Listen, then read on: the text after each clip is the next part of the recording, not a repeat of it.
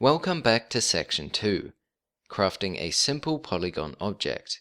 In this section, we will learn how to set up reference images, how to use edit mode, and finally how to model an object. In this video, we will learn how to add reference images to a scene in Blender. I'm going to start with a new blend file.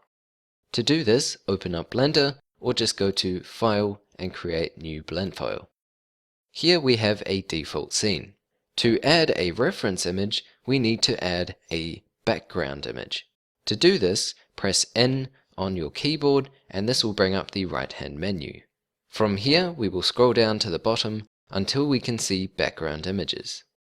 If we move down here, you can see that we have a background images tab. I'm going to select this and expand it. Here we need to add an image. I'm going to click Add Image, and this will add another menu. Again, we're going to scroll down. The images used in this tutorial will be available underneath the video. Once you have downloaded these images, we're going to open them. Here I'm going to click Open. To find the images, you will most likely need to look in your Downloads folder.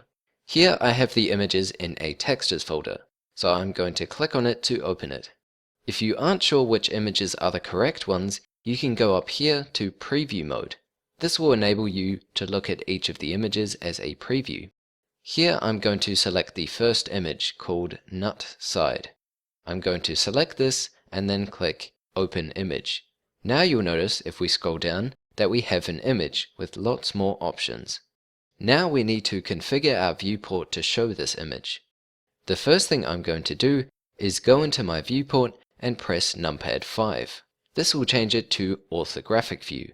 It is important that you are in orthographic view, otherwise you will not be able to see the images. After this, I'm going to press numpad 1. This will take me to front view. To keep it as front view, we're going to go here and we're going to choose front. Now this image will only appear in front view. To check this, we can press numpad 7, and here you'll notice the image doesn't appear.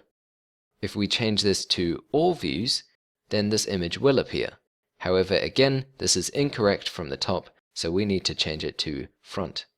Now I'm going to press numpad 1, and we'll be taken back to the front. The next thing I'll do is expand this menu and scroll down a bit.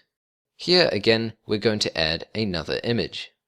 Next, we're going to scroll down again and open up another image.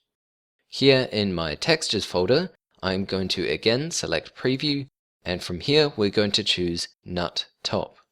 Then I'm going to go to Open Image. Now we have two images. As you can see, they are on top of each other, overlaid. This does not look very good and is not very useful. The reason is because the second image is set to all views, so this will appear regardless of the angle. To change this, we are going to click All Views and change it to Top. Now this will only be visible from the top view. To check this, we can press numpad 7 and you can see that the image is available. Now that the reference images are correct, we are going to scale them. To do this, we are going to change the size value here. I'm going to change the size to 5. Here you'll notice nothing happened. This is because I was editing the front view. Now if I press numpad 1 to go in the front view, you can see the image is half the size. The next thing I'll do is scroll down here and again choose size of 5. Then in the 3D viewport, we'll press numpad 7. Now you'll notice that we are in the top view and the image is half the size. To save this file, we're going to press Ctrl S. This will take us to the Save menu. Again, choose an appropriate location and then save it as a named file. Here I'm going to choose my third project. Then I'm going to click Save.